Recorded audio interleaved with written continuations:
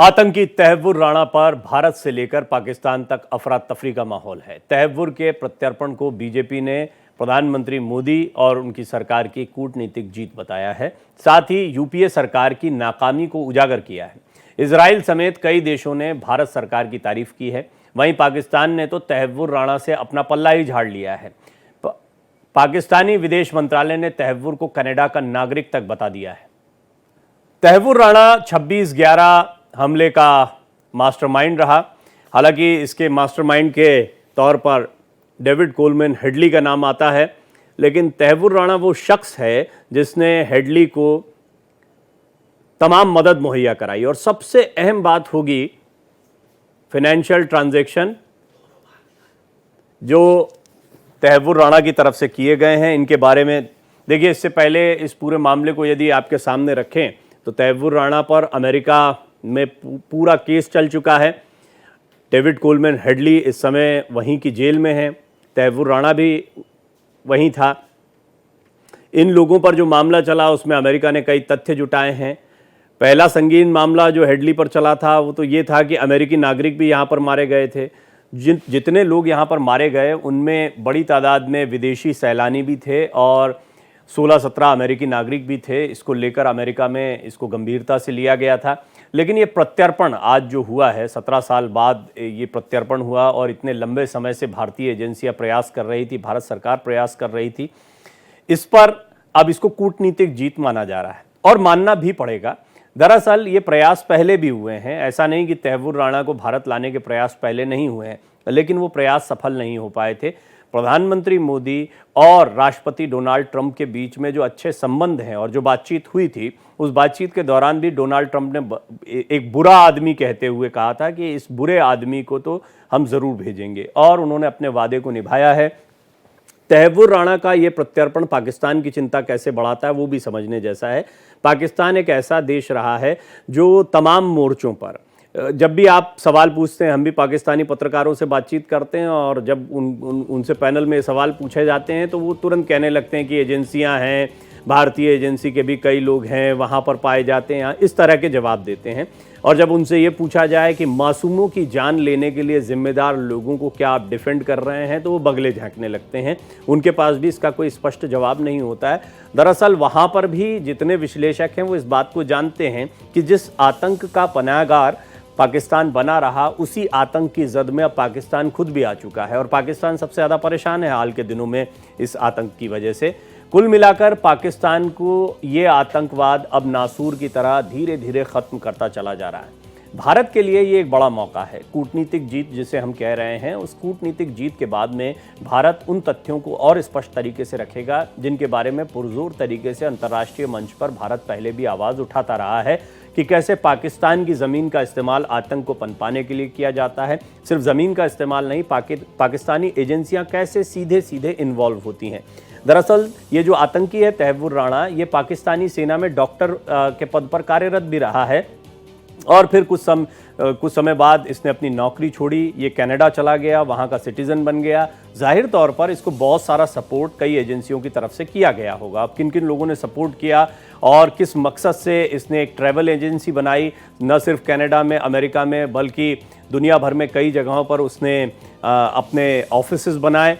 मुंबई में David Coleman Headley को office दिलाने में भी यही मददगार था। ये तो पहला एक इसका रोल दिखाई पड़ता है। इसके अलावा जो फंडिंग है, यानी ये जो पूरा आतंकी हमला हुआ था, इसकी फंडिंग में भी इसका हाथ है और इस तरीके से भी इस पूरे मामले की जांच पड़ताल की जा रही है। कई मेहमान इस पर जुड़ेंगे, लेकिन मेरे साथ वरिष्ठ पत्रकार रवि तिवारी जुड़ रहे हैं और रवि तिवारी इस पूरे मामले को कवर करते रहे और इत्तेफाक से हम एक ही जगह पर थे। मैंने देखा है, मैं खुद भी मुंबई जाने का अवसर मिला, मैंने देखा किस तरीके से उन्होंने इस पूरे मामले को कवर किया था। तो रवि भाई, तहव्वुर राणा का आना कूटनीतिक जीत है, आज हमने ये जो एक विषय रखा है इसको थोड़ा समझते हैं। और मैं जानता हूं कि अब जब ये पूरी खबरें एक एक करके सामने आ रही हैं तो वो तस्वीरें भी आपके जहन में ताज़ा हो गई होंगी जो उस दौर में रिपोर्टिंग करते हुए, पत्रकारिता करते हुए आपने देखी थी, खुद चश्मदीद बने आप उनके। तहव्वुर राणा का आना ये भारत के लिए कूटनीतिक जीत इस पर अब भारत में राजनीति शुरू होगी। लेकिन आप इतने सालों बाद, 17 साल बाद जब तैमूर राणा को लाया जाता है, तो इसको कैसे एक अचीवमेंट के तौर पर देखते हैं? ये है तो सही, लेकिन इसको कैसे समझाएंगे? कौन से पॉइंट्स हैं जो भारत के लिए अब फायदेमंद साबित होंगे, या हम न्याय दिला पाएंगे, या अंतर्राष्ट्रीय पटल पर हम आतंकवाद के खिलाफ आवाज को बुलंद कर पाएंगे? देखिए प्रवीण भाई, सबसे बड़ी चीज तो पहले ये है कि इस पूरी घटनाक्रम में आईएसआई का जो सीधा लेन देन जो दिखता है, जो लश्कर से डायरेक्ट संबंध दिखता है, वो तहव्वुर राणा का है। दूसरा एक कनेक्शन है, वो है खासकर पाकिस्तानी सेना का लिंक। जिस तरीके से ये पूरी योजना बनाई गई थी, जिस तरह से डेविड कोलमैन हेडली को यहाँ पूरा प्लॉट और रेकी करने के लिए एक फैसिलिटी प्रोवाइड की गई थी, वो तहव्वुर राणा की ट्रैवल एजेंसी के जरिए था। उसी के जरिए यहाँ फंड आता रहा। तो जाहिर सी बात है कि अजमल कसाब को लेके आप शायद उस तरीके से पाकिस्तान को ना घेर पाए, लेकिन तहव्वुर राणा के पूरे इस नेटवर्क को जब देखते हैं, तो इसे भारतीय एजेंसियों के, भारत सरकार की कूटनीतिक जीत तो आपको मानना पड़ेगा। सबसे बड़ी चीज यह है कि खासकर किसी छोटे देश से अगर भारत दबाव करके किसी अपराधी को लाता है, तो वो उतनी बड़ी बात नहीं मानी जाती। लेकिन अमेरिका हुआ और खासकर यूरोप के बड़े देशों की बात करें, वहां पे वॉचडॉग हैं, बहुत सारे जो है मानवाधिकार की एजेंसियां हैं, जो बीच बीच में कहीं ना कहीं सरकारों को रोकती रहती हैं। यहाँ पे यूएस जैसी कंट्री से जब वहां का प्रेसिडेंट भारतीय प्राइम मिनिस्टर के साथ खड़े होकर कहता है कि बुरे लोग को का जाना मस्ट है, तो ये एक बड़ी जीत है। खासकर नवंबर में ही ये फैसला करीब करीब क्लियर हो चुका था, लेकिन ये माना जा रहा था कि शायद और वक्त लगेगा, सुप्रीम कोर्ट उनकी जो है वो उसकी याचिका को एक्सेप्ट करने का, जो नहीं किया गया है। तो ये बड़ी जीत है, बहुत बड़ी जीत कही जा सकती है। और सबसे बड़ी बात ये कि जो पीड़ित हैं 26/11 के मुंबई हमलों के, उनके लिए एक अच्छी खबर मानी जा सकती है कि दोषी कहीं ना कहीं पकड़े गए हैं। जी, मेरे साथ कुछ और मेहमान जुड़ रहे हैं इस समय। रवि भाई, हेमंत बाव धनखड़ साहब हैं, पूर्व पुलिस अधिकारी हैं और इस पूरे मामले के विक्टिम भी हैं। और हम जानते हैं ओमले साहब की कहानी, या कई कहानियों को हमने एक एक करके सामने रखा था। तो हेमंत जी, आपकी मैं पहली टिप्पणी चाहूँगा इस पूरे मामले में। तहव्वुर राणा की भूमिका एनआईए और गहराई से इसके बारे में जानकारी जुटाएगी, और कई जानकारियां जुटाई भी गई, पहले भी साक्ष्यों के तौर पर रखी गई है। इसका रोल एग्जैक्टली क्या था, और क्या क्या चीज़ें जो हैं और सामने आएंगी इसकी, इस गिरफ्तारी या भारत इसको लाए जाने के बाद? हाँ, सबसे पहले मैं एनआईए टीम का अभिनंदन करना चाहूँगा कि हमारी कोशिश वहाँ पे कामयाब हुई और हमें यूएसए से प्रत्यार्पण का आदेश मिला, और उस प्रत्यार्पण के तहत हम तहव्वुर राणा को यहाँ पे ले आ रहे हैं। जी, तहव्वुर राणा जो एक प्लॉटर था, 26/11 में जो मुंबई में हमला हुआ था, उसका मास्टरमाइंड था। और उनके जो 10 प्यादे यहाँ पे आए थे टेररिस्ट, उनमें से एक को हमने मार गिराया था, अबू इस्माइल को, और एक को जिंदा पकड़ा था, कसाब को। सो इस घटना के हम साक्षीदार है। तो हमें पता है कि इसको यहाँ पे लाना एक कितनी वो बड़ी उपलब्धि हमारे एजेंसी ने करके दिखाई है, और इससे एक स्ट्रॉन्ग मैसेज पूरे वर्ल्ड में जाएगा कि भारत के खिलाफ अगर कोई कार्रवाई ऐसी हरकत करेगा, उसको बख्श नहीं दिया जाएगा। 10 ऐसे आतंकी जिनका कोई आगा पीछा नहीं है, जो एक दूसरे को भी ढंग से नहीं जानते हैं, उन तक पूरी की पूरी ये थ्योरी सीमित होकर रह गई थी। जबकि ये सभी जानते, पूरी दुनिया जानती कि इतने बड़े आतंकी हमले को अंजाम देने के पीछे किस तरह की गहरी साजिश होगी। तो आपको लगता है कि वो 10 चेहरों के बाद, जिसमें से अबू इस्माइल और कसाब का तो कई बयान आते रहे, उसके जरिए भी कई खुलासे हुए, कसाब के पिता का जो इंटरव्यू है उससे भी कई चीजें साफ हुई, लेकिन इसके बावजूद पाकिस्तान कहीं नहीं माना। लेकिन तहव्वुर राणा एक ऐसी कड़ी है जिसके बाद में शायद एक अंतर्राष्ट्रीय दबाव बन सकता है। कैसे, वो थोड़ा सा भूमिका को आप और स्पष्ट करें। नहीं, कसाब को जब पकड़ा और उसके इंटरोगेशन में बहुत सारी इंफॉर्मेशन मिली, उसी वक्त हमने ये दिखा दिया था कि इसमें पाकिस्तान का हाथ था, और पाकिस्तान के जमीन पे जो लश्कर ए तोयबा ये अतिरेकी संगठन वहाँ के जाके उन्होंने ट्रेनिंग दिया था, ये तो जग जाहिर हुआ था।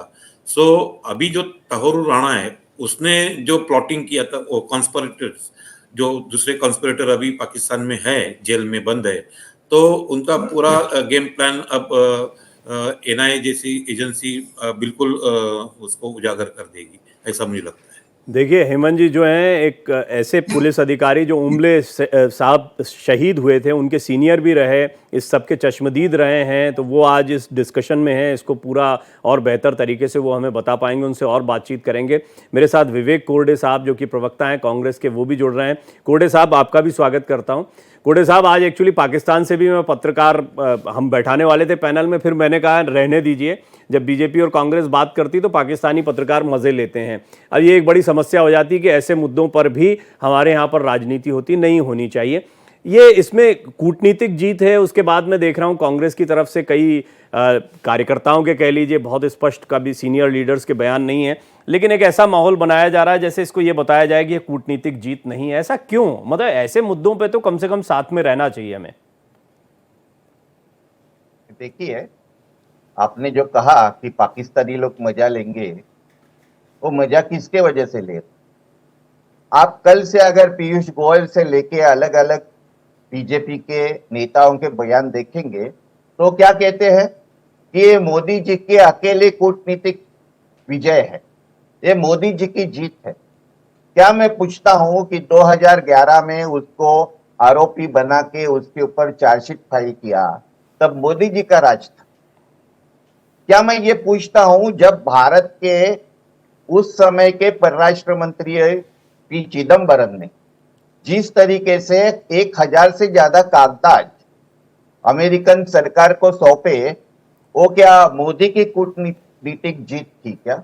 नहीं, यहाँ प्रत्यार्पण की बात हो रही है, उसको लाना, उसको लेकर आना कूटनीतिक अरे जीत। ये प्रत्यार्पण की प्रक्रिया क्या कल शुरू हुई थी क्या? ये प्रत्यार्पण प्रक्रिया 2011 से शुरू हुई थी। मोदी जी 2014 से है। मोदी जी आने के बाद 11 साल में वो वापस आता है और वो वहां के न्याय व्यवस्था का पूरा गैर फायदा बोलो या ये बोलो लेने की पूरी कोशिश फेल होने के बाद अगर वो यहाँ आता है तो ये मोदी जी की कूटनीतिक जीत कैसी हो गई है, जरा पीयूष गोयल बताए हमें। डोनाल्ड ट्रंप, अभी इससे पहले जब जो बाइडन थे, स्टेटमेंट है, ये तीसरा कार्यकाल है प्रधानमंत्री मोदी का, उनको भी बहुत प्रयास करने पड़े। फाइनली जब डोनाल्ड ट्रंप आए हैं, डोनाल्ड ट्रंप के साथ उनकी जब बातचीत होती है, एक मंच पर डोनाल्ड ट्रंप ओपनली कहते हैं कि बुरे लोगों को सजा मिलनी चाहिए, बुरे लोगों को हम जरूर भेजेंगे। ये उनकी दोस्ती और उनके जो आपसी संबंध हैं उसको भी इसका क्रेडिट दिया जाता है। तो बाइडन जो प्रेसिडेंट बाइडन थे, उन्होंने क्या कहा था? उन्होंने क्या ये कहा था क्या कि हम नहीं भेजेंगे? जो वहां की न्याय प्रक्रिया है, वो न्याय प्रक्रिया के जो भी भले बुरे जो भी मार्ग है, वो सब मार्ग लेने की कोशिश तंवर राणा ने की, और जब वहां की सुप्रीम कोर्ट ने उसका प्रत्यार्पण अर्जी खारिज कर दी उसकी, तब यो भारत में वापस आया। उसका अगर पूरा श्रेय ये हमने नहीं चालू किया है, ये बीजेपी के नेताओं ने चालू किया है। आपको मैं अगर उनके स्टेटमेंट भी पढ़ के बता सकता हूं। अगर ये पूरा किसी एक ही शासन का फल है, एक ही शासन की मेरा ये कहना है, अगर मान लीजिए विवेक जी वो क्रेडिट ले भी रहे हैं, तो ऐसे में विरोध करना कि उनको नहीं, मेरा ये कहना है विवेक, कहा जाता है। सुनिए तो सही सर, मैं ये कह रहा हूं, ठीक बात है क्या? मेरी बात सुनिए आप। मेरा ये कहना है कि अगर मान लीजिए वो क्रेडिट ले भी रहे हैं, पॉलिटिक्स हो भी रही है, उस पर जो ये काउंटर डिस्क्रेडिट वाली या इनको क्रेडिट नहीं जाता हमको जाता है में अगर आप उतर जाते हैं तो ये गलत मैसेज नहीं देगा लोगों के जहन में? ये नहीं बैठेगा कि देखिए कांग्रेस को ये अच्छा नहीं लग रहा है। हम तो उसका स्वागत करते हैं कि एक अपराधी, जो जघन्य अपराधी भारत में वापस आया, उसकी प्रक्रिया यूपीए शासन ने शुरू की थी, उसका फल आज मिला है। ये कोई एक दिन की उपलब्धि नहीं। और अगर ये एक दिन की उपलब्धि का श्रेय अगर मोदी जी लेना चाहते हैं, तो मोदी जी आने के बाद इस देश पर 5 आतंकवादी हमले हो गए बड़े। उड़ी में हुआ, 18 सितंबर 2006 को 19 जवान मर गए। पठानकोट में जो हमला हुआ, चरमपंथियों ने प्रताप एयरबेस पे जो हमला किया, उसमें 7 सुरक्षाकर्मी मर गए। अमरनाथ यात्राओं पर जो हमला हुआ, वहां 7 लोग मर गए। गुरदासपुर पे जो हमला हुआ, वहां 7 लोग मर गए। और सबसे बड़ा पुलवामा हमला जो है, जिसका आज तक कोई जानकारी नहीं है किसने किया, कैसे किया, 6, 7, 8 साल होने के बाद भी, तो इसका अपश्रय मोदी जी लेने को तैयार है, तो इसका श्रेय लेने दो। मुझे ये बात बताइए, ये जो सब आतंकवादी हमले हैं, इसका अपश्रय एक पीयूष देखिए, गोयल ये जी ये मोदी चर्चा जी तो को बहुत दे रहे लंबी हैं हो क्या? सकती है। मेरे मन में भी तर्क आ रहे हैं। मेरे साथ अभी बीजेपी के नेता भी जुड़ने वाले थे, वो जुड़े नहीं है, वही बेहतर कहते। हालांकि हम सब जानते हैं कि सिविल आतंकी हमलों में और ये जो सेना के खिलाफ हुआ, हालांकि ये भी बहुत खतरनाक है, और इसको वहां जम्मू कश्मीर तक सीमित करना या सीमाओं तक सीमित करना और धीरे धीरे उन आतंकी घटनाओं में कमी आना, क्योंकि आतंकवादी कोई सरकार देखकर काम थोड़ी करते हैं। उनका उनका मकसद जो है वो तो हमेशा चलता है। और मेरे साथ बातचीत करते करते महेश वर्मा जी जुड़ भी चुके हैं। महेश जी, यहाँ पे विवेक कोरडे साहब जो कांग्रेस प्रवक्ता हैं, उन्होंने अभी अपनी बात रखते हुए कहा कि भाई एक दिन का प्रयास तो है नहीं, ये आज क्रेडिट लिया जा रहा है। हम स्वागत तो करते हैं, लेकिन इसको ऐसा ना कहा जाए कि बस हम ही ने प्रयास किया है और कोई प्रयास नहीं किया गया। प्रयास हमारे समय पर शुरू हुए थे, जिनका परिणाम अब जाके मिला है। देखिए, ऐसी बात तो नहीं है कि हम जो विवेक जी कह रहे हैं कि हम ऐसा सोच रहे हैं, ऐसा कर रहे हैं। ये भारत की जीत है और उन लोगों के खिलाफ जीत है जो कहीं वो नफरत फैलाने में, या ये कह लीजिए वो माहौल बनाने में, या वो वातावरण तैयार करने में, आज भी देश में ऐसे एलिमेंट्स मौजूद हैं। आप याद करिए, अफजल गुरु से लेके तमाम लोगों को जिस तरह का समर्थन किया गया और जिस प्रकार से देश में एक वातावरण तैयार किया गया, मैं समझता हूं कि आज तहब्बुर नारा की जो प्रत्यर्पण है, ये उनके ऊपर करारा तमाचा है। और उन चीजों को कभी भूलना नहीं चाहिए, जिन चीजों से हम ये नहीं कह रहे हैं कि प्रधानमंत्री मोदी जी ने ऐसा करके कोई इस देश पे एहसान किया। हम तो ये कह रहे हैं कि देश के दुश्मनों को एक एक करके चुन चुन कर हम ठिकाने लगाने में कामयाब रहे हैं। और ये गिना रहे थे कि भाई ये 5 ऐसी घटनाएं हुई, इन घटनाओं को लेकर जो है उसके अबजस के लिए क्या मोदी जी को कहीं जिम्मेवार ठहराना चाहिए? मोदी जी ने तो वो काम किया, और उसके बाद आपके लोगों ने क्या किया? ये देश देखा है कि आपने सेना के शौर्य और पराक्रम पे जो है सवाल खड़ा किया है। तो आपने देश में एक ऐसा वातावरण तैयार किया, जब सर्जिकल स्ट्राइक हुआ उसको भी आपने नकारा, उस शौर्य को भी आपने कहा कि भाई ये तो झूठे और एक मनगढ़ंत चीज है।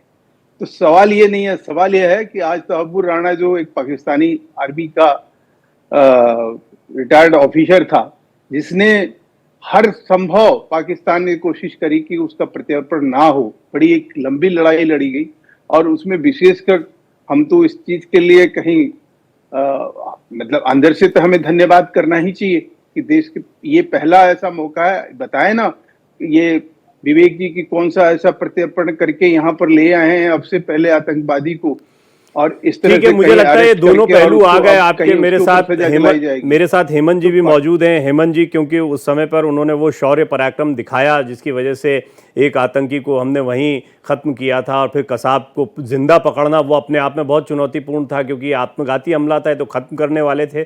उसका जिंदा पकड़ा जाना इसलिए ज़रूरी था क्योंकि सारे राज फाश हुए वहाँ से, और हेमंत जी जैसे लोगों के शौर्य की वजह से वो उपलब्धि हमको मिली। तो असली उपलब्धि तो हेमंत जी, उनकी टीम या बाकी अन्य लोग जो शहीद हुए, हेमंत करकरे हैं, ओमले साहब हैं, से बहुत सारे शहीद हुए, उनको जाती है। तो मुझे बताएं हेमंत जी, आपकी अभी यहाँ पे आप पॉलिटिकल डिबेट सुन रहे हैं, हालांकि मैं जानता हूँ कि इससे आप लोगों का लेना देना बहुत नहीं होता है, पर फिर भी अगर एक मिक्सचर है, हम बात कर रहे हैं सभी पहलुओं पर, तो आप ये जो लड़ाई आगे बढ़ी बाद में, यानी कसाब को गिरफ्तार कर लिया, उसके बाद में अंतर्राष्ट्रीय स्तर पर जिस तरीके से प्रत्यर्पण के लिए प्रयास हुए, इनको कैसे देखते हैं? ये प्रयास किस स्तर पर गए, और क्या आपको लगता है कि आज के प्रयास ज़्यादा मजबूत हैं? ये प्रोसेस होता है, ये जो प्रोसेस है उसको समय लगता है, और आखिर में हमारा इंटेंशन क्या है, जो आतंकवादी ये हमले से जुड़ा हुआ है उसको हिंदुस्तान में लाना, उसमें हम कामयाब हो गए, ये मैं देखता हूँ। जी, और हेमंत जी, मुझे थोड़ा सा वो समय भी बताएं आप, क्योंकि वो जो समय था वो आज भी आपके जहन में ताज़ा होगा। आप खुद एक विक्टिम भी हैं, आप बचाने वाले भी थे, और आप वो भी थे जो आतंकियों की गोलियों को झेल भी रहे थे। तो क्या ये जब तहव्वुर राणा वाली खबरें सामने आने लगी तो वो दौर एक बार फिर ताज़ा हुआ आपको? डेफिनेटली वो दौर ताज़ा हुआ। 26/11/2008 को मैं असिस्टेंट पुलिस इंस्पेक्टर उस वक्त मेरा ओहदा था, और मैं गिरगांव चौपाटी पे नाकाबंदी ड्यूटी कर रहा था। 12:15 बजे रात के हमें कंट्रोल रूम से मैसेज मिला कि स्कोडा कार में 2 अतिरेकी गिरगा चौपाटी की तरफ आ रहे हैं। उस वक्त मेरे साथ में तुकाराम ओंबळे जी थे, संजय गोविलकर थे, भास्कर कदम, और ऐसे हम मिलके 16 ऑफिसर्स वहाँ पुलिस कर्मचारी भी थे।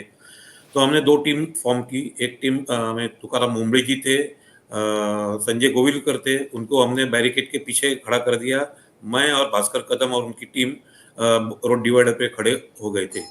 करीब 12:30 बजे वो टीम स्कोडा कार वहाँ पे पहुंची, वहाँ रुकी और हमने उनको शरण आने के लिए कहा, तो उन्होंने हमारी सूचनाओं को नज़रअंदाज किया और बड़ी तेज़ी से वो कार हमारी तरफ लेके आए और वो वहाँ से भागना चाहते थे क्योंकि 3 बाजू पैक हो चुकी थी। उनको बचने के लिए एक ही रास्ता था भागने के लिए, यू टर्न लेके जिस रास्ते से आए उधर ही जाना था उनको। लेकिन जो कार का जो टर्न था वो प्रॉपर बैठा नहीं और हम जहाँ रोड डिवाइडर पे खड़े थे वहाँ आके गाड़ी वो रुक गई और मैं जब वो अबू इस्माइल की तरफ जो ड्राइविंग कर रहा था उसकी ओर बढ़ा तो उसने फायरिंग की। तो मेरे जो कलीग थे भास्कर कदम, उन्होंने पहले राउंड अबू इस्माइल की तरफ फायर किया और फिर मैं कार के पीछे जाके मेरे पिस्टल से 3 राउंड अबू इस्माइल की ओर दाग दिया, 3 गोलियां मैंने। उस वक्त कसाब जो था वो बाजू की सीट पे हैंड्सअप की पोजीशन में बैठा हुआ था और उसने दरवाजा खोल के नीचे उतरा और उस वक्त हमारे तुकाराम ओंबळे जी, संजय गोविलकर टीम बैरिकेड के पीछे से कसाब को पकड़ने आगे बढ़े। उसी वक्त कसाब ने अपने जैकेट के अंदर छुपाई हुई AK-47 निकाली और अंधाधुंध फायरिंग की। उसमें सारी गोलियां हमारे तुकाराम ओंबळे जी को लगी। ये लगने के बावजूद भी उन्होंने अपनी जो पकड़ थी कसाब के ऊपर वो ढीली नहीं की। इसका फायदा हमें ये हुआ कि हम कसाब को वहाँ जिंदा पकड़ सके।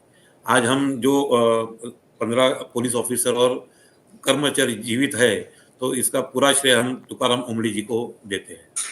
जी हाँ, मुझे याद है, हालांकि ये कहानी मैंने सुनी कई बार, उस समय भी विटनेस किया, आप लोगों से बात भी होती थी और सचमुच में ये रोंगटे खड़े कर देती है। 17 साल बाद भी आज हम उस चीज़ को देख रहे हैं, विटनेस कर रहे हैं। रवि भाई, आपने भी ये कहानी कई बार बताई भी है और ख़ुद आपने कई बार इन लोगों से बातचीत भी की है। इसके बाद ये बात कैसे आगे बढ़ी थी, जांच पड़ताल, और तहव्वुर राणा का वो नेटवर्क के डेविड कोलमैन हेडली कहाँ पर ऑफिस लेकर चल रहा था, कैसे फिर जांच आगे बढ़ी थी?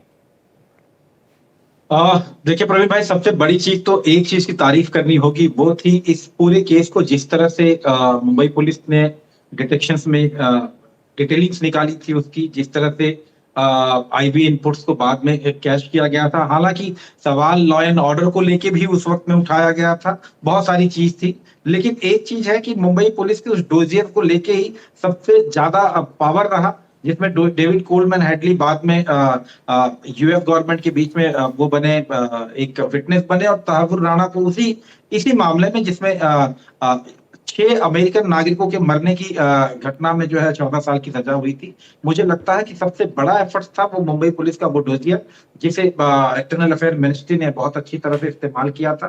तो इसके लिए तारीफ तो करनी चाहिए, क्योंकि जिस तरीके का ये केस जैसे सॉल्व किया गया था, जिस तरह से कसाब को फांसी हुई, जितनी चीजें तैयार की गई थी, मुझे लगता है कि ये एक जबरदस्त केस डिटेक्शन का वो रहा। और पाकिस्तान जिस तरह से बेनकाब हुआ इस पूरे केस में, तो मैं राजनीति की बात तो नहीं करूंगा, लेकिन अगर कहीं हीरो रहा है इस पूरे केस में तो वो मुंबई पुलिस रहा। अपने बहुत सारे ऑफिसर्स और जवानों को खोने के बाद भी मुंबई खुद भी बहुत पीड़ित रही है। तो सबसे बड़ा अगर इस पूरे उसमें कोई हीरो रहा तो वो मुंबई पुलिस रहा, जिसमें हमारे साथ अभी डिस्कशन में हेमंत जी जैसे अधिकारी भी हैं। तो मुझे लगता है कि बड़ी क्रेडिट तो मुंबई पुलिस को जाती है। जी हाँ, ये सचमुच में पैनल की गरिमा को बढ़ाने वाली बात है कि हेमंत जी यहाँ पर मौजूद हैं। शॉर्ट कमेंट विवेक जी, मुझे लगता है कि इस मामले पर थोड़ा आप लोगों का कुछ ऐसा विचार चल रहा है सीनियर लीडर्स की तरफ कि नहीं, इस मसले पर कुछ मत बोलो, अगर कुछ राजनीतिक बयान आते भी हैं तो इसमें मत उतरो, क्योंकि ये देश की सुरक्षा, आतंकवाद के खिलाफ लड़ाई का मसला है। देखिए, मैं आपकी बात मानता हूं कि आतंकी किसकी सरकार है ये देख के हमला नहीं करता, लेकिन कल बयानबाजी क्या हुई है, पीयूष गोयल क्या कहते हैं ताज होटल में, speaking to the reporters in Mumbai, union minister Piyush Goyal said during the Congress government terrorist attack this very hotel into bracket Taj Mahal where we are present. People died here, but Congress did not do anything to punish the terrorists. It was PM Narendra Modi's resolve to ensure that people who harm our country are severely punished. ये राजनीति कौन कर रहा है? जी इसका महेश जी जवाब इस पर बीजेपी टिप्पणी वालों कर से दें मांगो, क्योंकि अभी शुरुआत मान किसने लीजिए एक की? बड़ा अचीवमेंट है भी, देखो, तो इसकी इसको राजनीतिक मेरी रूप बात से सुनो, कांग्रेस को इसकी घेरने जो का विषय क्यों प्रोसेस बनाना है, था? वो एक मिनट सुन 2011 लेते हैं, में महेश जी को भी यूपीए सुन लेते गवर्नमेंट ने हैं, शुरू समय थोड़ा की। सीमित है। विवेक जी बम्बई की पुलिस भी, महेश जी की आवाज बम्बई दीजिए। जी महेश जी। देखिए, जो विवेक जी कह रहे हैं उनको शायद क्षोभ हो रहा होगा, शायद आक्रोश उनको लग रहा होगा, क्योंकि तहब्बुर राणा को लेकर जो एक कांग्रेस की तरफ से कोई प्रतिक्रिया 3 साल पहले ही एनआईए जो है उसको जाके अरेस्ट किया, तब भी इन लोगों ने खामोशी और मौन पसरी रही। अचानक क्यों ऐसा अब ये सोचने लगे कि भाई पीयूष जी की जो बात है वो कहीं इनको डॉग में खड़ा करता है, इनको कहीं कटघरे में खड़ा करता है? तो स्वाभाविक है कि आप जिन चीजों से बचना चाहते हैं वो राजनीतिक कारण है। तहब्बुर राणा को जो है कहीं ना कहीं आप कुछ ज्यादा बोलेंगे। जब आप अफजल गुरु को समर्थन कर सकते हैं तो तहब्बुर राणा, अरविंद क्या नाम है उसका, कौन सा वो मेमन था, याकूब मेमन, आप ये देखिए उसकी फांसी की सजा जो है शॉर्ट में विवेक जी, क्योंकि मैं शो खत्म कर रहा हूं, फिर तो अनुत्तरित जो ना रह सोच जाए। है, जो समझ है, उससे एक कुछ जाहिर कहना होता चाह है रहे हैं, कि सुन आपकी लेते हैं जो उनको। है बोलिए इस विवेक प्रकार जी। से आतंकवाद को लेकर रवैया ढुलमुल रही है। बोलिए विवेक जी, बोलिए। देखिए इसी को हम घिनौनी राजनीति कहते हैं। ठीक है, इनका घिनौनी राजनीति ये है कि सब कुछ हुआ वो मोदी जी के वजह से हुआ। बम्बई पुलिस ने बिल्कुल। कुछ नहीं किया, यूपीए शासन ने कुछ नहीं किया, किसी ने कुछ नहीं किया। एक मोदी ठीक है, नाम मैं का समझ गया, ये दम राजनीति अभी बायोलॉजिकल खत्म नहीं महापुरुष होगी। रवि भाई मुझे थोड़ा सा बताएं दोनों को सुनने के बाद में, क्योंकि आप एक सीनियर पत्रकार हैं और खासतौर पर महाराष्ट्र की सियासत और इन मामलों को बड़ा करीब से आपने देखा है। अब पीयूष गोयल जी ने ये कहा इसलिए हमको कहना पड़ रहा है, विवेक कोरडे साहब की बात सही लगती है, महेश जी का कहना कि ये बात सही है कि प्रयास चल रहे होंगे, लेकिन जो अमली जामा पहनाया गया या जो नतीजे आए हैं वो अब जाकर आए हैं, तो प्रधानमंत्री मोदी को क्रेडिट जाता है। मैंने शुरुआत में भी कहा डोनाल्ड ट्रंप और उनकी जो मित्रता है उसको भी श्रेय जाता है। तो अब आपका व्यू पॉइंट क्या है इस पर? देखिए प्रवीण भाई, सबसे बड़ी चीज तो ये है कि शिलान्यास कोई भी करे, उद्घाटन जो करता है, जाहिर सी बात है कि बेनिफिट में वो रहता है। तो राजनीति में तो उद्घाटन बड़ा मायने रखता है। इस वक्त में जिस सरकार ने पहल की है, जिस तरह से अपने डेडिकेटेड वहां पे सॉलिसिटर्स रखे गए यूएस में, तो इसको लेके ये नहीं कहा जा सकता कि एक्सटर्नल अफेयर मिनिस्ट्री या भारत सरकार की तरफ से कोई कोताही बरती गई है। आमतौर पर मैं अपनी बात फिर से एक बार रिपीट करना चाहूंगा कि यूएस जैसी कंट्री से किसी अपराधी को डिपोर्ट कराना बहुत आसान नहीं है। किसी छोटे देश पे आप दबाव बना सकते हैं, लेकिन बड़े देशों पे इस तरह का दबाव नहीं चलता। जाहिर सी बात है कि वहां पे जब तक आप कूटनीति के लिए बहुत गहराई तक अपनी पकड़ नहीं रखते, तब तक इस तरह की चीजें संभव नहीं हो पाएंगी। तहब्बुर राणा ऑलरेडी जिस तरह के नेटवर्क की बातें की जा रही हैं, जिस तरह से डेविड कोलमैन हेडली से कनेक्ट की बात की जा रही है, 6 अमेरिकियों के मारे जाने के बाद 14 साल की सजा ऑलरेडी उसे वहां पे मिली हुई थी। ऐसे में यहाँ लाना कोई बहुत आसान नहीं था। जाहिर सी बात है कि भारत सरकार की कूटनीतिक सफलता को आप इग्नोर नहीं कर सकते। ये क्रेडिट सरकारें अगर ले रही हैं, राजनीतिक पार्टियां ले रही हैं, तो ठीक है, वो उनकी राजनीति है। लेकिन एक बहुत बड़ा अभी भी एक अपडेट आया है खासकर पाकिस्तान से प्रवीण भाई, वो ये कि पाकिस्तान सरकार ने अपना एक स्टेटमेंट जो इशू किया है, उनके एक्सटर्नल अफेयर प्रवक्ता ने जो वो किया है कि वो तहब्बुर राणा के पाकिस्तानी लिंक को लेके कोई चीजें नहीं स्वीकार की है। उन्होंने ये कहा कि वो कनाडाई नागरिक थे और इसके बारे में हमने पहले ही हमने 2 दशक से कुछ रिन्यू नहीं किया है। वो खबर हमने दिखाई भी अभी दर्शकों को शुरुआत में कि कुछ रिन्यू नहीं किए गए हैं उनके कागजात। लेकिन विवेक जी, ये बात यहाँ पर आती है, अभी आपने देखा, ये तो रवि तिवारी कोई पॉलिटिकल पार्टी से नहीं है, एक पत्रकार के नाते उन्होंने अपना एक पॉइंट ऑफ व्यू रखा। मुझे बताएं कि कोई सरकार, उसके प्रयास हैं, डोनाल्ड ट्रंप और प्रधानमंत्री मोदी के रिश्ते अच्छे हैं, और सिर्फ एक चीज़ पर नहीं कई चीज़ों पर बात की जा सकती है कि कूटनीतिक स्तर पर प्रधानमंत्री मोदी ने जिस तरह से दुनिया भर के देशों से संबंधों को मजबूत किया, बायलैटरल टॉक्स को मजबूती दी है, उसका श्रेय उनको दिया जाता है, एस जयशंकर साहब को दिया जाता है, उनकी रणनीति को दिया जाता है। क्यों क्रेडिट नहीं लेंगे? आपकी आपत्ति इस बात पर है कि कांग्रेस के खिलाफ क्यों बोले, या अपने खुद क्रेडिट क्यों ले रहे हो, इस बात पर आपकी आपत्ति है? देखिए, सबसे पहले मोदी जी का ट्रम्प के साथ कितनी मित्रता है वो तो हम जानते हैं। इस तरह के टैरिफ लगाए हमारे ऊपर, उससे मोदी जी की और ट्रम्प की मित्रता हम पूरी तरह जान चुके हैं। वो बात छोड़ दो, उस बात का इससे कुछ संबंध नहीं। लेकिन बात यह है कि जो रवि तिवारी जी ने कहा उससे मैं 100% सहमत हूं। समझो किसी बाप एक घर बना के चला गया बेचारा, और उसके बेटे ने उसको अच्छा रंग ये किया, रंग लगा दिया और बोला देखो मैंने कैसा घर बनाया। वो जितना हास्यास्पद होगा ना, उतना ये क्रेडिट लेना इस चीज का, तवर्रुर राणा के वापसी का, हास्यास्पद है। देखिए मैं आपको बताता हूं कि 2 दिसंबर 2008 के अंत में और 2009 की शुरुआत में भारतीय जांच एजेंसियों ने तवर्रुर राणा की पहचान पाकिस्तानी अमेरिकी डेविड कोलमैन हेडली के सहयोग के रूप में की, जिसने 26/11 मुंबई हमला बनाने की योजना बनाई थी। 24 दिसंबर 2011 को भारत की राष्ट्रीय अन्वेषण एजेंसी 26/11 के सिलसिले में तवर्रुर राणा और डेविड कोलमैन हेडली और अन्य 8 के खिलाफ आरोप पत्र दायर किया। ये अगर आरोप पत्र दायर नहीं किया जाता तो हमारे खिलाफ, उनके खिलाफ हमारे पास कोई वापसी करने का कोई भी हथियार नहीं रहता।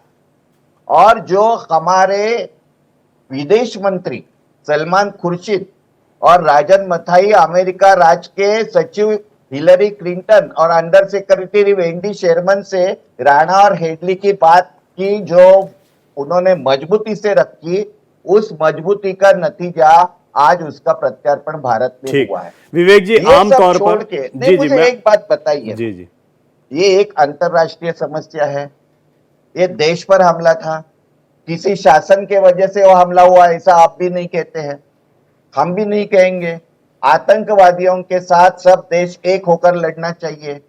ऐसे वक्त में पीयूष गोयल जैसा जिम्मेदार मंत्री जब ये विधान करता है तो उसको जवाब नहीं देना ठीक है। चाहिए। मैं आपकी बात से क्या आपको ऐसा लगता मेरी है बात क्या कि सुनिएगा कोई एक विवेक जी, सरकार आमतौर पर और एक सरकार एक मिनट किसकी का भी समय हो, दीजिए मुझे, 1 मिनट का समय दीजिए, मेरा सवाल तो सुनिए आप। 1 मिनट का समय दीजिए। मैं इसी बात से जोड़ते हुए, ये संदर्भ भटक जाएगा विषयांतर, मैं आमतौर पर संदर्भ अपनी तरफ से नहीं रखता, महेश जी हैं बैठे हुए हैं तो, लेकिन मेरी एक पुस्तक रही वो, उसमें मैंने इस पर काफी कार्य किया 26/11 हमले को। और अभी आपने सुना, ये संदर्भ इसलिए भी आ रहा है कि पुरानी बात नहीं है, नई घटना है।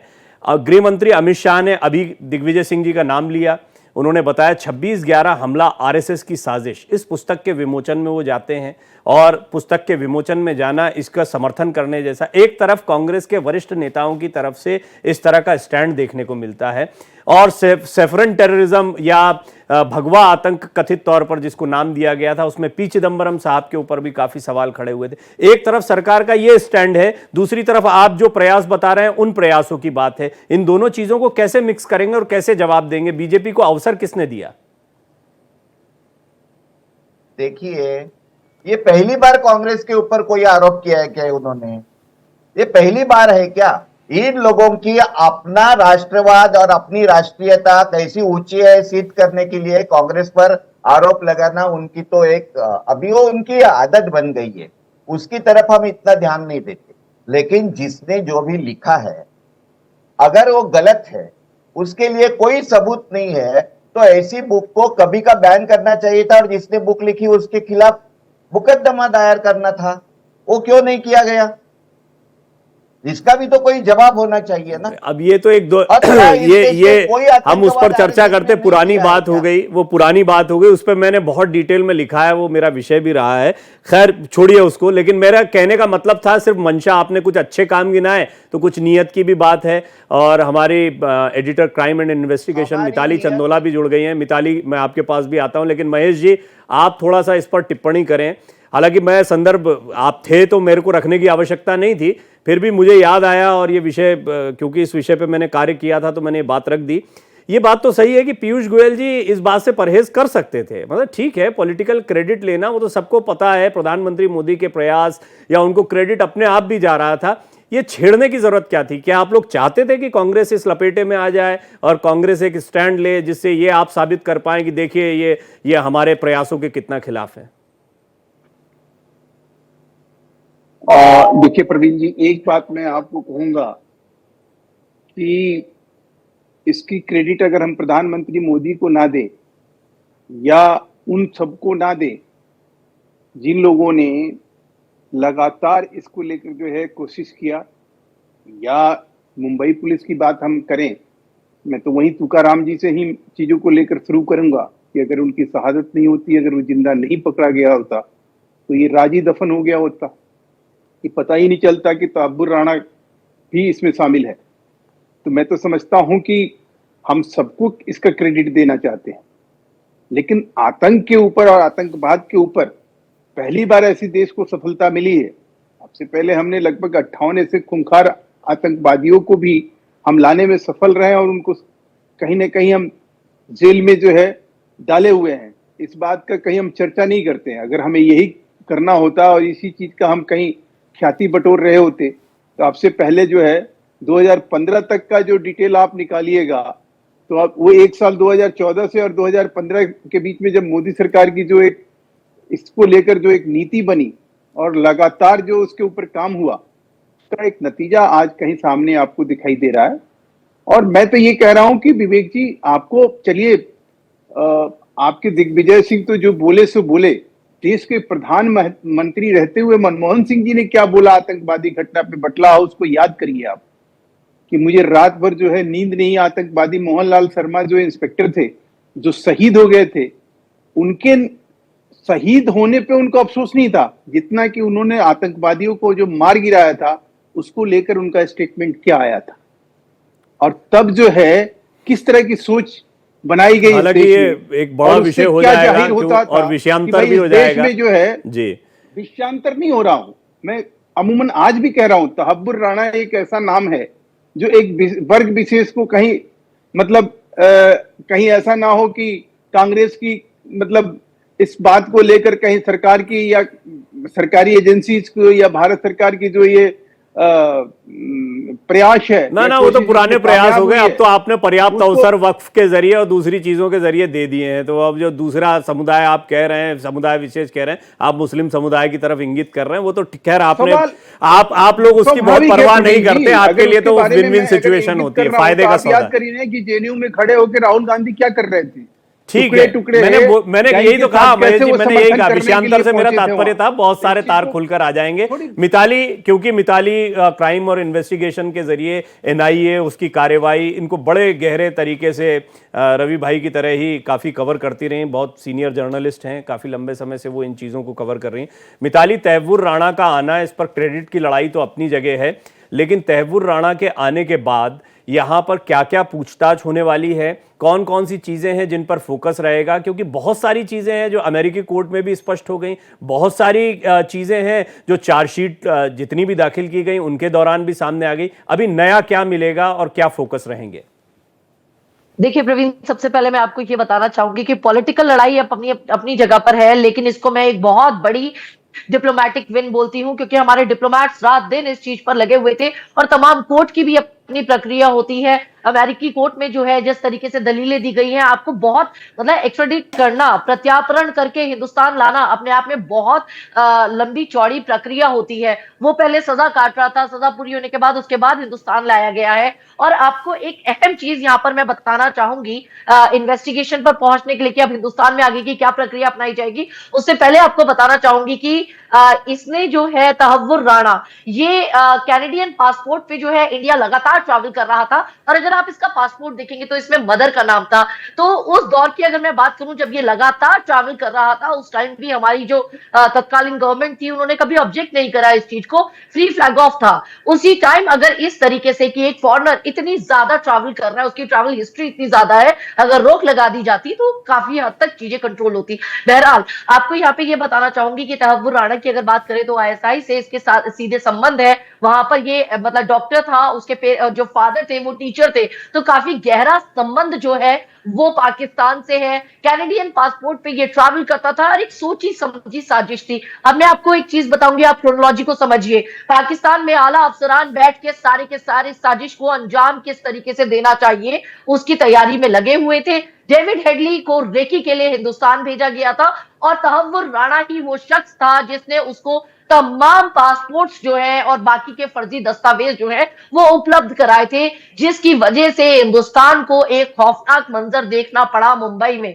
और अब फाइनली एक बहुत बड़ी डिप्लोमेटिक विन बोलूंगी मैं, 2019 में जब नरेंद्र मोदी जी पाकिस्तान यहाँ पर आपका गए थे, अमेरिका गए थे, तो वहां पर उन्होंने पाकिस्तान की जो आतंकवाद की चीजें हैं उसके बारे में और साथ साथ जो टेररिज्म से रिलेटेड सारी चीजें, तहव्वुर राणा, डेविड हेडली, इन सब चीजों की बात करी थी। और जिस तरीके से जी। इंटरपोल के साथ हमारी संधियां है और दूसरे देशों के साथ भी कि किस तरीके से जीरो टॉलरेंस फॉर क्राइम और हम लोग काफी चीजें शेयर करते हैं, उन सब चीजों को मद्देनजर रखते हुए ठीक। आज इतनी बड़ी सफलता भारत को मिली है। अब इसको जो है लैंड करते ही एनआईए के अधिकारी मौजूद है, आधिकारिक तौर पर गिरफ्तार कर लिया जाएगा। एनआईए की बिल्डिंग जो है वहां पर जो है पूछताछ के लिए सिर्फ 12 ऑफिसर्स हैं, डीजी रैंक और डीआईजी रैंक के जो ऑफिसर्स हैं और उसमें एक दो और सीनियर ऑफिसर्स हैं, सिर्फ वो ही अलाउड है वहां के एक्सेस के लिए। अगर उसके अलावा मैं कोई और ये एक्सेस इस करता है, प्रक्रिया पर आपसे थोड़ी और जानकारी लूंगा, ये जो पूछताछ वाली प्रक्रिया है, लेकिन उससे पहले रवि भाई एक शॉर्ट कमेंट, क्योंकि मैं विवेक जी के पास जाना चाह रहा था पर मैं आपको इन्वॉल्व करूंगा। पत्रकारों की बात हो रही है, आप भी सीनियर जर्नलिस्ट हैं, मैं जानता हूं कि आप बड़े लंबे समय तक इस मामले को आगे भी कवर करते रहे। मुझे थोड़ा ये बताएं कि जब कसाब को पकड़ लिया गया, अबू इस्माइल मारा गया, हेमंत जी पूरी कहानी बता रहे थे, वो कहानी हम जानते भी हैं बहुत हद तक, लेकिन उसके बाद की प्रक्रिया में हमने देखा कि राजनीति भी कई जगहों पर हावी हुई, जिसको हम देख रहे हैं, और कुछ का मैंने जिक्र किया, उसकी बहुत डिटेल में नहीं जाएंगे। बट आपको लगता है यहां पे मंशा पे सवाल नहीं है, कोई भी सरकार रहे देश में आतंकी हमले का समर्थन नहीं करेगी, वो कोई भी सरकार रहे देश के नागरिकों की रक्षा के लिए वो तत्पर रहेगी, चाहे वो कांग्रेस की यूपीए की सरकार हो, चाहे एनडीए की सरकार हो, बीजेपी की सरकार हो, इसमें कोई संदेह नहीं है। लेकिन जैसे आप आगे बढ़ते हैं, मिताली ने जैसे एक पॉइंट रखा, फ्रीक्वेंट ट्रेवल का ही एक पॉइंट रखा है, ऐसे कुछ बिंदुओं को अगर पकड़ा जाए तो क्या उस समय आतंक पर जो आतंक के खिलाफ जो कार्रवाई करनी चाहिए थी, जो कसावट चाहिए थी, उसमें कुछ ढील देखते हैं आप? देखिए प्रवीण भाई, सबसे बड़ी चीज तो ये थी कि जो सबसे बड़ा आरोप उस वक्त में लगाया गया था वो ये कि मुंबई पे हमला हो सकता है, इस तरह की लीड थी खुफिया एजेंसियों से जो महाराष्ट्र इंटेलिजेंस पुलिस को एजेंसी। दी गई थी, लेकिन वो बहुत क्लियर नहीं थी, या कहीं ना कहीं अगर हम ये कहें कि एनालाइज करने में कहीं ना कहीं खामियां थी उस वक्त में कि आप, और ये लीड जो इस तरीके से थी कि जिसमें ये कहा गया था कि मुंबई के समुद्री तटों के जरिए जा सकते हैं आतंकवादी, तो वहां पे एक लापरवाही मानी जा सकती है। दूसरी ये रही कि पूरी घटना होने के बाद चाहे जो लीपापोती की जा रही हो, इतना तो सवाल जरूर खड़ा हुआ था कि महाराष्ट्र की पुलिस, मुंबई की पुलिस उन दिनों इस तरह की आतंकवादी घटनाओं के लिए वो प्रिपरेशंस नहीं थी उनके पास कि वो कैसे उसके लिए फाइट करें। तो ये एक पॉलिटिकल विल पावर को लेकर जरूर एक सवाल खड़ा किया जा सकता है।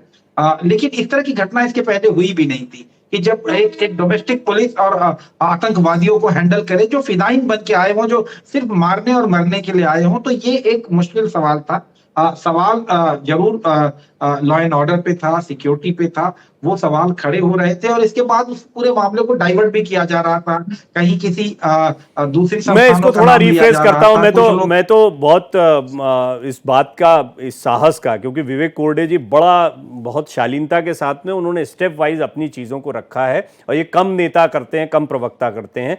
लेकिन विवेक जी, एक बात है, मंशा पर सवाल नहीं है, जैसा मैंने कहा, दोबारा मैं आपसे कहता हूं, बात जो ऑपरेशनल तरीके थे या जो जिस तरीके से आतंक पर लगाम लगानी चाहिए थी, वो चीजें शायद उस वक्त नहीं हो पाई, इसीलिए नतीजे उतने बेहतर नहीं आए, इसीलिए शायद बीजेपी को आज ये सब कुछ कहने का मौका मिल गया है। तो मैंने शायद जोड़ दिया, फिर भी आप इस पर अपना तर्क रखें। नहीं, मुझे देखो, अभी ये डिबेट तो बहुत लंबा चलेगा, फिर हम बीजेपी के शासनकाल में कितने हमले हुए वो भी हम गिनवाएंगे, हम उसमें जाना, वो भी उतने ही गलत हैं, वो भी उतने ही गलत हैं। मैं जाना नहीं चाहता। आपने जिस शालीनता की बात की, उस शालीनता से मैं एक सवाल पूछता हूँ बीजेपी के प्रवक्ता को कि अगर इसका पूरा का पूरा क्रेडिट ये सरकार ले रही है या नरेंद्र मोदी जी को दिया जा रहा है, तो नरेंद्र मोदी जी के कार्यकाल में जितने आतंकवादी हमले हुए उसका डिस्क्रेडिट मोदी जी को देने को तैयार है तो हम मानते हैं ये सब मोदी जी की जीत है।